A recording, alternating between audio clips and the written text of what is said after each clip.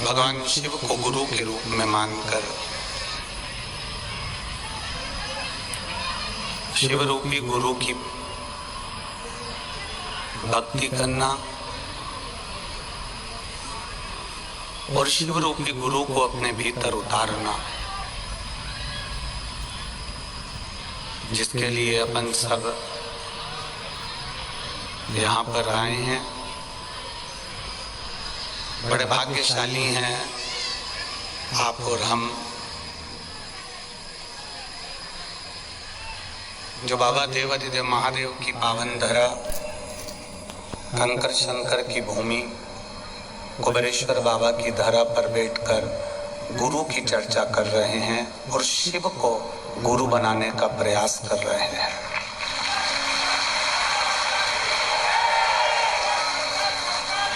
एक तो मानव का शरीर कठिन है और उसमें भी मानव का शरीर अगर मिल गया, मनुष्य का शरीर प्राप्त हो गया, तो किसी श्रेष्ठ गुरु की शरणागति कठिन।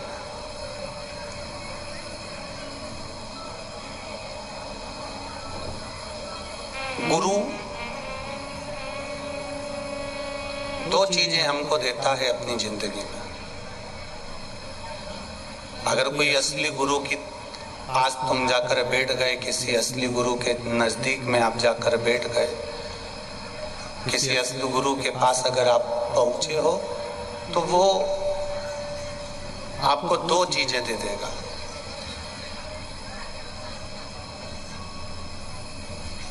एक दे देगा विश्वास करना, भरोसा करना, दृढ़ता रखना, और दूसरा है विषम परिस्थिति में भी कदम को पीछे मत हटाना। ये दो चीजें गुरु आपको दे देता है। एक विश्वास करना सिखा देता है कि भरोसा कितना करना, दृढ़ता कितनी करना। ऐसी भरोसा, ऐसी दृढ़ता, ऐसा विश्वास, इतना भरोसा, इतना विश्वास करना कि परमात्मा को भी तुम्हारे सामने प्रकट होना पड़े और आशीर्वाद देना पड़े, इतना विश्वास कर देता है। आपका भरोसा जितना बढ़ेगा, आपका विश्वास जितना बढ़ेगा, आपकी दृढ़ता जितनी बढ़ेगी, परमात्मा की शरणागति उतनी आपको प्राप्त होती चलेगी। आज हम सबसे ज्यादा तकलीफ में कब आते हैं? जब हमारा विश्वास डोल जाता है, जब हमारा विश्वास समाप्त हो जाता है, भरोसा टूट जाता है, विश्वास डिग जाता है, तब हम फिर परमात्मा के करीब नहीं पहुंच पाते। सतगुरु ने, किसी श्रेष्ठ गुरु ने अगर दिया तो दो चीजें आपको दी है कि विश्वास पक्का रखो, और एक विषम परिस्थिति भी आए तो डोलना मती, टेंशन मत लेना। विषम परिस्थिति जब आती है तो हमको निखारने के लिए, हमको कुछ अच्छा बनाने के लिए आती है और हमको निखार कर जाती है। अगर विषम परिस्थिति नहीं आती तो कोई निखरता नहीं। श्री रामकृष्ण परमहंस जी से स्वामी विवेकानंद जी ने प्रश्न किया कि सारा संसार आपको सुनने के लिए आता है, सारा संसार आपका भजन करता है, रामकृष्ण परमहंस का नाम दुनिया लेती है। रामकृष्ण परमहंस का नाम दुनिया स्वामी विवेकानंद शिष्य हैं इस भाव से नहीं ले रही है। रामकृष्ण परमहंस जी का नाम स्वामी विवेकानंद जी इनके शिष्य हैं, रामकृष्ण परमहंस जी के, इसलिए रामकृष्ण परमहंस जी का नाम नहीं लिया जा रहा। रामकृष्ण परमहंस जी किसी साधारण गुरु के चेले भी नहीं थे कि कोई सहजता में दे दे, कोई साधारणता में दे दे।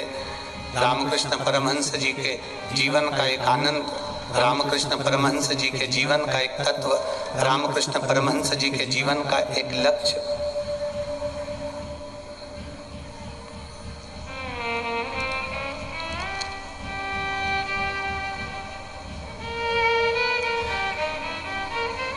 रामकृष्ण परमहंस जी के जो गुरु थे बाबा तोतापुरी जी महाराज, क्या नाम था उनका? बाबा तोतापुरी जी महाराज। ये रामकृष्ण परमहंस जी के गुरु थे।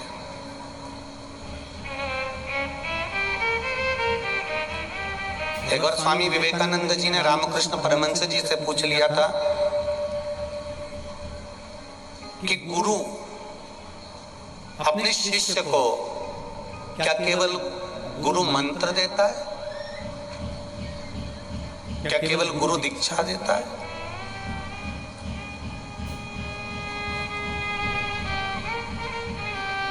स्वामी विवेकानंद जी ने रामकृष्ण परमहंस जी से पूछा था, क्या गुरु अपने शिष्य को केवल गुरु मंत्र देता है, गुरु दीक्षा देता है, इसके सिवाय कुछ नहीं देता?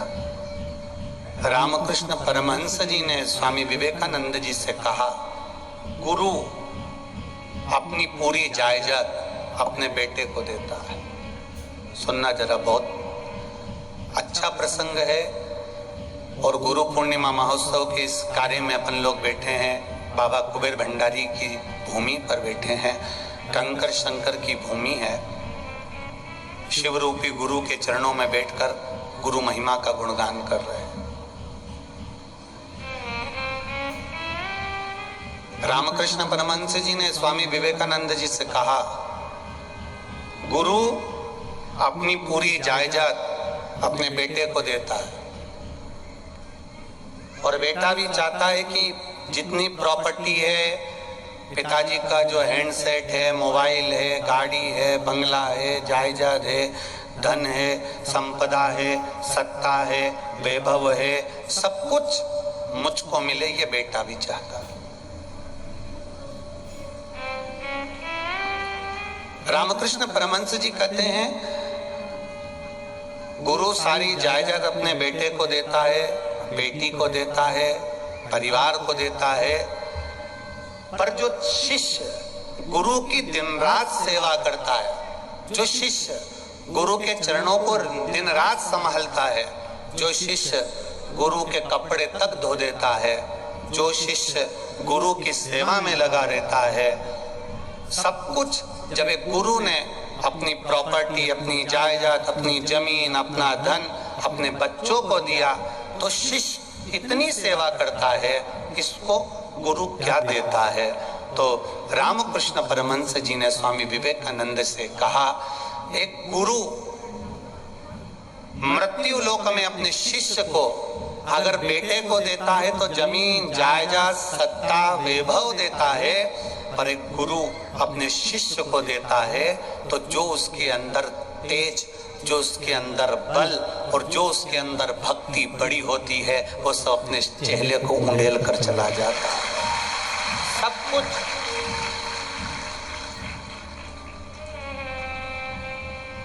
एक गुरु रूपी पिता अपने बेटे को जायदाद दे देगा, जमीन दे देगा, गाड़ी दे देगा, बंगला दे देगा, हैंडसेट दे देगा, जमीन, जायदाद, संपदा, दौलत, सत्ता, जेवर, आभूषण, सब कुछ दे देता है, पर चेले को कुछ ना दे तो भी चेले को एक असली गुरु अपना पूरा जो भजन किया होता है, जो भक्ति करी होती है, जो स्मरण करा होता है, जो कीर्तन करा होता है, जो मंत्र जाप करा होता है, वो गुरु अपने चेले को वो भक्ति का तेज प्रदान कर कर चला जाता है कि इससे तू कहीं हारने वाला नहीं है, तेरी विजय हर जगह प्राप्त हो सके।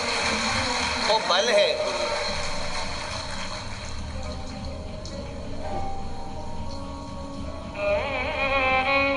वो बल गुरु के अंतर्गत है। साधारणता में वो बल नहीं मिल पाएगा, सहजता में वो बल प्राप्त नहीं हो पाएगा, साधारणता में वो बल नहीं मिल पाएगा। वो बल गुरु प्रदान कर देता है। गुरु दो चीजें हमेशा देता है, गुरु मंत्र देता है ना, तो गुरु मंत्र के साथ में, गुरु दीक्षा के साथ में दो चीजें देता है। एक विश्वास पक्का रखना, दूसरा विषम परिस्थिति में कहीं डोलना मत ही, विषम परिस्थिति में कहीं जाना नहीं।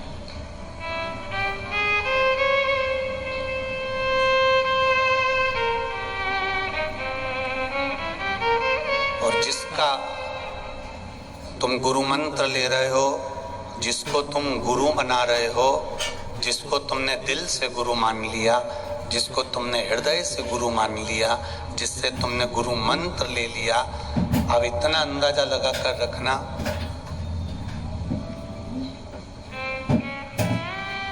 कि उसने दो चीजें आपको प्रदान कर दी, एक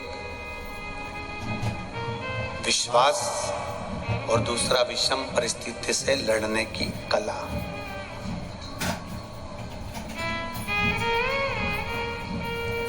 हाँ, शिष्य डोल सकता है, शिष्य के डोलने का क्रम हो सकता है, शिष्य डोल सकता है, शिष्य थोड़ा विचलित हो सकता है, पर गुरु अगर एक बार किसी को शब्द दे देता है, गुरु एक बार किसी को वचन दे देता है, तो फिर डोलता नहीं है। शिष्य डोल सकता है, अगर विषम परिस्थिति आती है, थोड़ा सा दुख आता है, थोड़ी सी तकलीफ आती है, थोड़ा सा कष्ट आता है, तो शिष्य डोल जाता है। चेले के मन में आ जाता है कि बताओ अब मैं क्या करूं। इतने में कोई दूसरा आकर बोल देगा, अरे कहाँ इनके चक्कर में पड़ा, चल मैं तेरे को ऐसी जगह लेके चलता हूँ, माँ बस ऐसे घुमा के यूं फेंक दे तो सब काम हो जाए। अच्छा, बस अपने गुरु पर से विश्वास उठाकर दूसरे गुरु के पास चले गया, दूसरे गुरु के पास गया तो उसने कहा 10,000 रुपए इसके रख दे, 5,000 इसके रख दे, 25,000 इसके रख दे। असली गुरु ने आज तक नहीं बोला कि तू 5,000 इसके रख, कि 25,000 रख, कि 50,000 रख, क्योंकि गुरु को मालूम था, उसने देखा इसका बचपन, उसने देखी इसकी जवानी, उसने देखा इसका बुढ़ापा, उसने देखा इसका घर। गुरु को मालूम था कि इसकी परिस्थिति क्या है, तो गुरु कभी नहीं कहता कि तू 5,000 रखना कि 10,000 रखना। और कोई दूसरा मिल गया, उसने कह दिया रख 5,000 रख, 10,000 रख, 50,000 रख, 25,000 रख, और धीरे धीरे करते वहां से भी जब काम नहीं हुआ, फिर किसी ने कह दिया चल हमारे साथ चल, हम ऐसी जगह लेकर चलते हैं, माँ ऐसा कर देते हैं, ऐसा हो जाता है, फिर वहां चलेगा, फिर वहां से फिर वहां चलेगा, पूरे जगत में फिर लिए। और शिव पुराण कहती है, गुरु चरित्र कहता है, अगर एक गुरु पर भरोसा करा होता तो 10 जगह जाने की जरूरत नहीं पड़ती, वो गुरु पार लगा देता, नहीं आ पाता। वो गुरु नहीं आ पार लगा देता। गुरु परिस्थितियों में लड़ना सिखा देता है।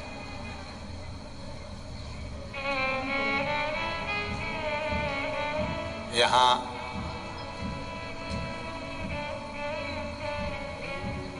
दो जजमान ऐसे बैठे हैं, एक सूरत वाले सोमानी जी और एक शालिग्राम हरडिया जी।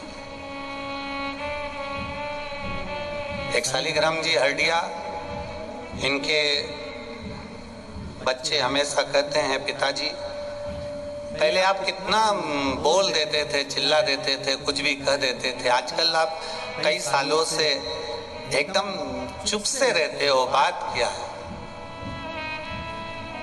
तो हरडिया जी ने कहा, जब से गुरु की शरणागति ली है, जब से शंकर की कथा में रमे हैं, तब से ज्यादा बोलना छोड़ दिया, शिव जैसे मौन रहकर अंदर से शीतल रहने का प्रयास किया है। एक सूरत वाले सोमानी जी बैठे हैं, उनकी धर्मपत्नी आज कह रही थी कि हमारी बहुएं दो और दोनों बहुएं हमसे कहती हैं, मम्मी आप तो बात ही नहीं करती हो, आजकल बोलती नहीं हो, हमको कुछ टोकती भी नहीं हो, कहती भी नहीं हो कि तूने ये काम नहीं करा, या तूने ये नहीं करा, या तूने वो नहीं करा। तो सोमानी जी की धर्मपत्नी कहती हैं, जब से शंकर की कथा में रम गए, तब से कहना बंद कर दिया। क्या कहें, भगवान की भक्ति में रम गए। केवल ये हरडिया जी के साथ में या सोमानी जी की धर्मपत्नी के साथ ऐसा नहीं हुआ है। ये आप जितने लोग कथा सुन रहे हो ना, ये मेरा विश्वास कहता है, पहले का समय उठाकर देखना, कोरोना से पहले जब तक आपने कथा नहीं सुनी थी शिव महापुराण की, उसके पहले का समय निकाल कर देखना, इतने से स्टील के डब्बे के चक्कर में पड़ोसन से झगड़ लेते थे। 2 कटोरी इधर से उधर हो जाती थी तो झगड़ा हो जाता था। पानी की कैन, पानी की बाल्टी नल पे लगाई, उसके चक्कर में झगड़ा हो जाता था। बोलो सही है कि गलत है? जरा सा पानी ढुल गया घर में तो झगड़ा हो जाता था।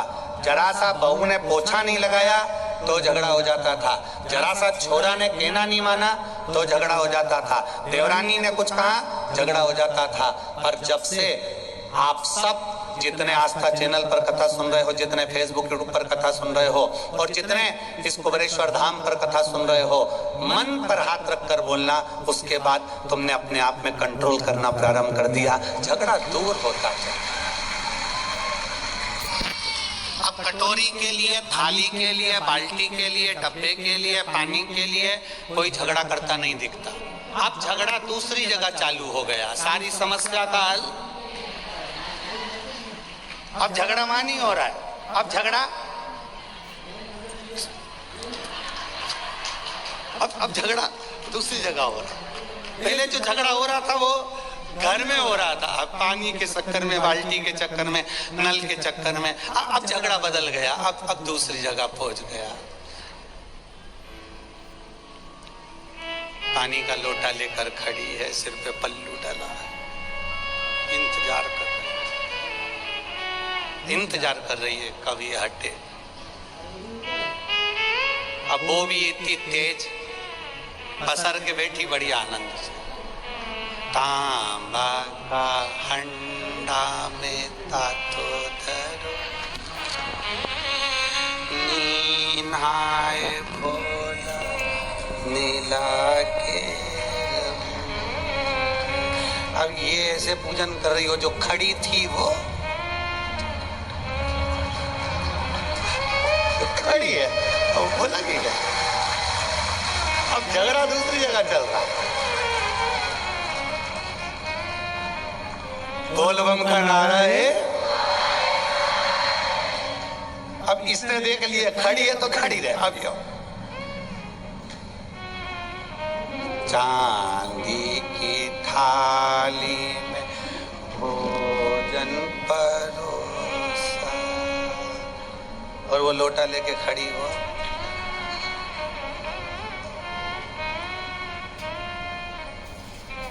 आखिरी में उसने देखा नहीं हो रहा है, उसके पास जाके बैठ गई और इसने जल्दी से पानी चढ़ाया, और पानी चढ़ा के ऐसा पानी चढ़ा के उठी कि इसको पूरा पूरा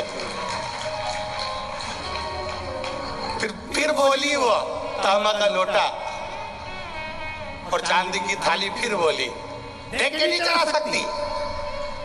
तो वो बोली कि इतनी देर से मैं कह तो रही हुई सारा में कि तू जल्दी उठ जा तो मैं महादेव को चढ़ा। गया समय झगड़ा करने का। अब लोगों के मन में शिव तत्व आकर बैठ गया है। शंकर का तत्व जब भीतर आ जाता है तो कर्पूर गौरम कर्णावतारम, भीतर शांति उत्पन्न हो जाती है। बस गुरु ने दो ही चीज दी, एक विश्वास दे दिया, एक विषम परिस्थिति में लड़ना सिखा दिया।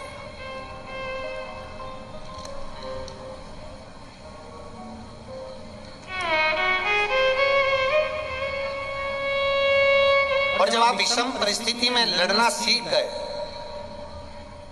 तकलीफ के समय पर भी मुस्कुराना सीख गए, दुख के समय पर भी तुम्हारे चेहरे पर प्रसन्नता आ गई, तो समझ लेना जिंदगी का सबसे बड़ा सुख तुम्हारे गुरु ने तुमको दे दिया है।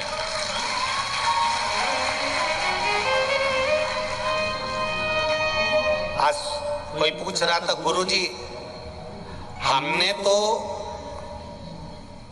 लोग कहते हैं कि पानी पियो छान गुरु करो जान, हमने तो पूरे दुनिया के गुरु देखकर हम आपके पास में आ गए, पर हम आपके पास आए हैं, हमने सारी दुनिया में छानबीन कर ली, तब आपके पास में गुरु मंत्र लेने आए। आप हमको गुरु मंत्र दे रहे हो, हमारी छानबीन कैसे करोगे? हमारी छानबीन कैसे करोगे? तो हमने उनसे एक ही बात करी, एक जो पुलिस वाला होता है और एक जो गुरु होता है, ये थोड़े से अलग हटकर होते हैं। पुलिस वाला चोर को तुरंत पहचान जाता है और गुरु अपने शिष्य को तुरंत पहचान जाता है। ये दोनों हटकर है। एक प्रसंग आता है, एक नामी चोर बुर्का पहन के लेडीज की चप्पल पहन के, लेडीज की चूड़ी पहनकर, लेडीज के कपड़े पहनकर अंदर से और ऊपर से बुर्खा डालकर जा रहा था। सब दूर पुलिस वाले लगे थे, सब दूर।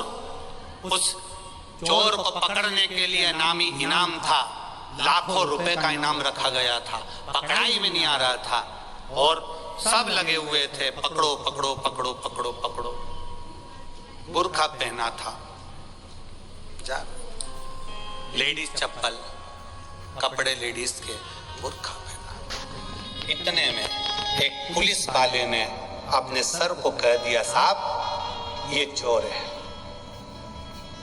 साहब ने कहा लेडीज है, ढूंढना पुरुष को है। नहीं सर, चोर यही है, पकड़ लो इसको। पकड़कर थाने में ले गए।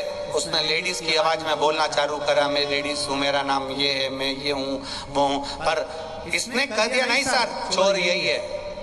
आखिरी में बुर्खा उतारा और बुर्खा उतार कर मालूम पड़ा कि वो चोर ही था। उस चोर ने, जिस पुलिस वाले ने अपने साहब से कहा था, उस पुलिस वाले के चरण पकड़कर कहा, एक बात बता कि मुझे मेरे घर के लोग नहीं पहचान पाए, नगर के लोग नहीं पहचान पाए, दुनिया के लोग नहीं पहचान पाए, तूने मुझे कैसे पहचान लिया? पुलिस वाले ने कहा, मेरे गुरुजी का मैं चेला हूँ, जिस गुरु के यहाँ जाता हूँ उन्होंने मुझे पहचान करना बताया है। गुरुजी हमेशा कहते थे, गुरुजी का नियम था, गुरुजी हमेशा कहते थे,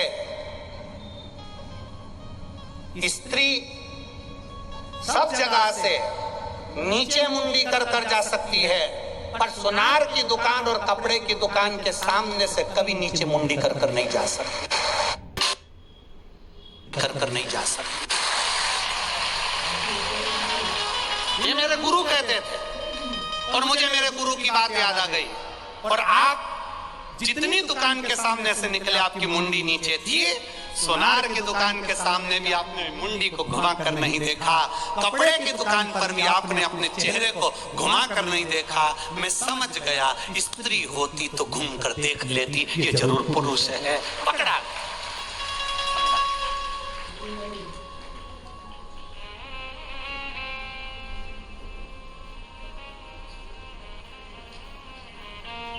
कोई असली गुरु होगा जो तुम्हें पहचान करना सिखा दे, कोई असली गुरु होगा जो तुम्हें विश्वास करना सिखा देगा कि भरोसा कैसे करना चाहिए, उस भरोसे में दृढ़ता कैसी होना चाहिए, उसमें विश्वास कितना दृढ़ होना चाहिए, उसमें भरोसा कितना दृढ़ होना चाहिए। ये पहचान की निगाह तुम्हारी होना चाहिए। दो पति पत्नी आपस में झगड़ा कर लिए, दोनों मक्खी मार रहे थे। पति ने 4 मक्खी मारी, पत्नी ने 6 मक्खी मारी। पत्नी ने कहा देखो मैंने 6 मक्खी मारी। पति ने कहा मैंने तो 4 मारी, 2 पुरुष 2 स्त्री, 2 नर 2 मादा। पत्नी कहने लगी कितने बेवकूफ हो, तुम्हें कैसे मालूम पड़ा कि इनमें 2 मक्खी नर है और 2 मक्खी मादा है? इतने में पति ने कहा, गुरुजी ने कहा था,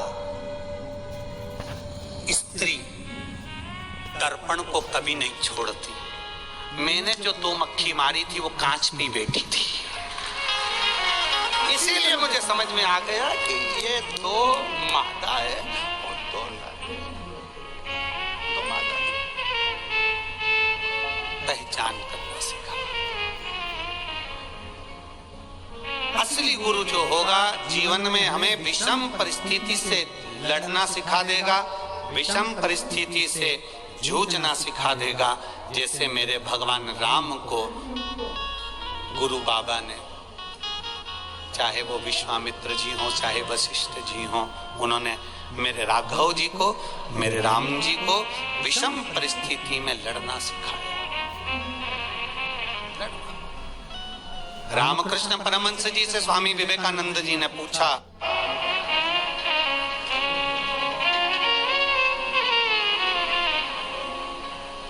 तो रामकृष्ण परमहंस जी ने कहा एक सच्चा गुरु सब कुछ दे सकता है अपने बेटे को, एक सच्चा गुरु अपने बेटे को सब कुछ दे देगा, अपनी बेटी को सब कुछ दे देगा, परिवार को दे देगा, पर जो शिष्य होता है, जिसको एक गुरु अपना गुरु मंत्र देता है, वो गुरु मंत्र नहीं देता, अपने भीतर से निकाल कर एक हीरा उसके कानों में पहना देता है। वो हीरा कानों में जब आ जाता है तो वो भीतर उतर कर उसका कल्याण कर देता है। ऐसा गुरु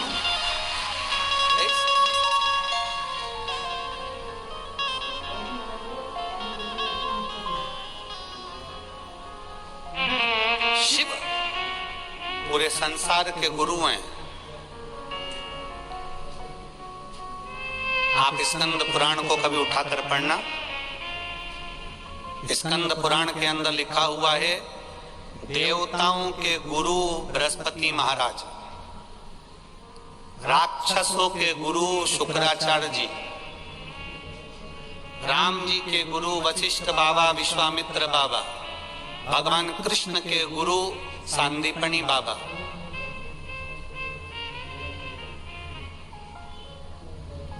श्री गोरखनाथ जी के गुरु मचिंद्रनाथ जी,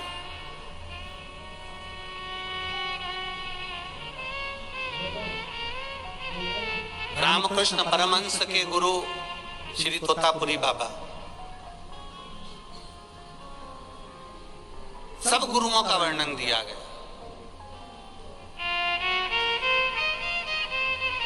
आप स्कंद पुराण में उठाकर पढ़िएगा,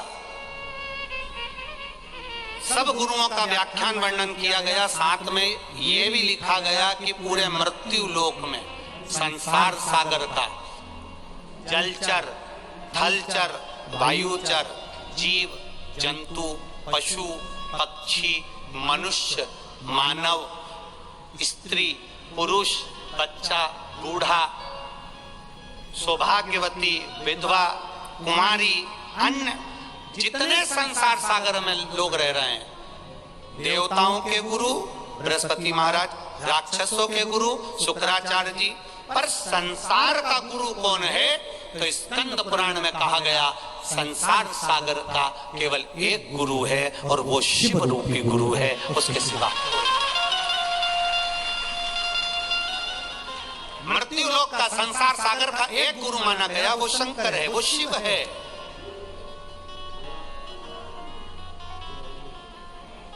शिव बच्चे का जन्म होता है, मां के गर्भ में जब वो पड़ा रहता है, छठवां महीना जब आता है, शिव उस छठे महीने में आकर गर्भ में ही अपना गुरु तत्व प्रदान कर देते हैं।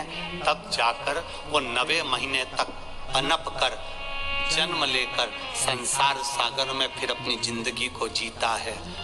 शुरू में भी शिव रूपी गुरु है, और जब आखिरी में जब वो प्राण छोड़ता है, मरता है, उसके प्राण छूटते हैं, तब शमशान में जब ले जाया जाता है, तब भी सब छोड़कर चले जाते हैं। तब शिव रूपी गुरु उसको आखिरी में भी संभाल लेते हैं।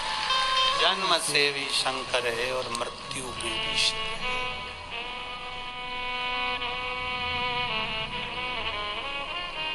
जन्म में भी शिव है और मृत्यु में भी शिव। केवल एक पहचान करना आपको आना चाहिए कि शंकर की पहचान कैसे करी जाए। कल कथा में कहा था, आप ये कभी विचार ना करिएगा कि हम सीहोर नहीं पहुंचे या हमारे गुरु के पास नहीं पहुंचे या हमें गुरु मंत्र लेने जाना था या हमें गुरु दीक्षा लेने जाना था, हमें गुरु जी के पास जाना था। हम तो इतना कहेंगे कि आपने अगर दिल से भी किसी को गुरु मान लिया तो वो गुरु तक तुम्हारी तरंग पहुंच जाती है और वो गुरु वहीं से तुम्हारा उद्धार कर देता है, वहीं से तुम्हारा कल्याण। एक तरंग गुरु और शिष्य के बीच में एक तरंग होती है।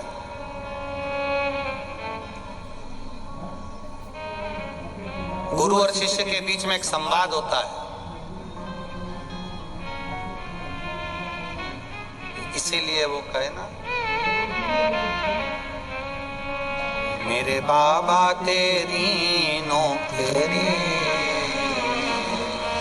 सबसे बढ़िया है, सबसे खरी सतगुरु तेरी नौकरी सबसे बढ़िया है, सबसे खरी। जब से तेरा गुलाम हो गया, तब से मेरा भी नाम हो गया। जब से तेरा गुलाम हो गया, तब से मेरा भी नाम हो गया। वरना वो काट क्या थी मेरी, सबसे बढ़िया है, सबसे खरी। मेरे बाबा तेरी नौकरी सबसे बढ़िया है, सबसे खरी। एक पत्र आया है